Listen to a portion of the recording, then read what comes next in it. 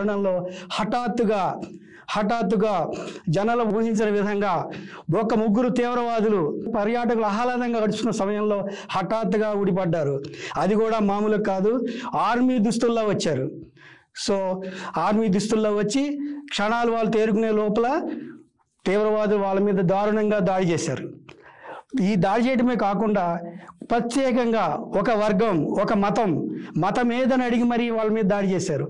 ఇది దాడిని ప్రతి ఒక్కరు ఖండిస్తూనే ఒక వర్గం మీద ప్రత్యేకంగా లక్ష్యంగా చేసుకున్న దాడి కాబట్టి దీన్ని చాలా తీవ్రంగా భావిస్తున్నారు.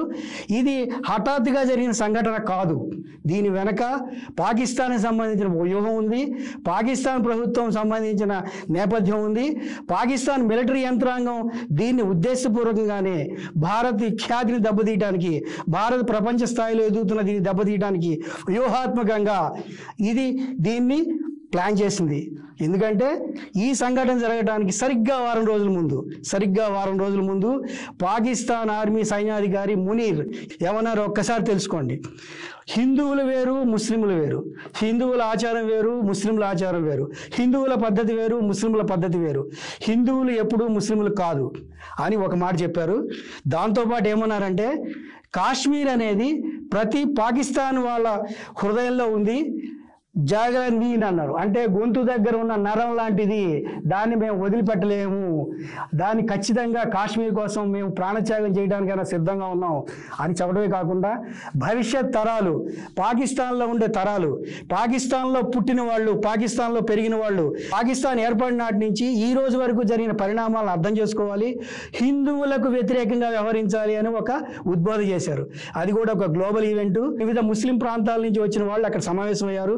దాన్ని ఉద్దేశించి పాకిస్తాన్ మిలిటరీ చీఫ్ మాట్లాడారు. అంటే ఇది ఉద్దేశపూర్వకంగా భారత వ్యతిరేక భావజాలను రెచ్చగొట్టి భారత్ మీద దాడి చేయమని ప్రేరేపించిన ఒక సంఘటన. ఖచ్చితంగా దీన్ని ఆధారంగా చేసుకుని పాకిస్తాన్లో ఉన్న తీవ్రవాద వర్గాలు భారత్ మీద దాడి చేస్తాయని ఊహించారు. దీనికి సంబంధించిన పత్రికలు రాశాయి. ఇది అనుకోకుండా జరిగిన పరిణామంగా పైకి కనిపించిన it is a planned attack. ఇది ప్లాన్డ్ అటాక్. దీన్ని కూడా అటాక్ చేసిన ప్రదేశం కూడా ఒక విహార ప్రదేశం, ఒక అమర్నాథ్ యాత్రకి వెళ్ళే ఒక ప్రారంభ ప్రదేశం.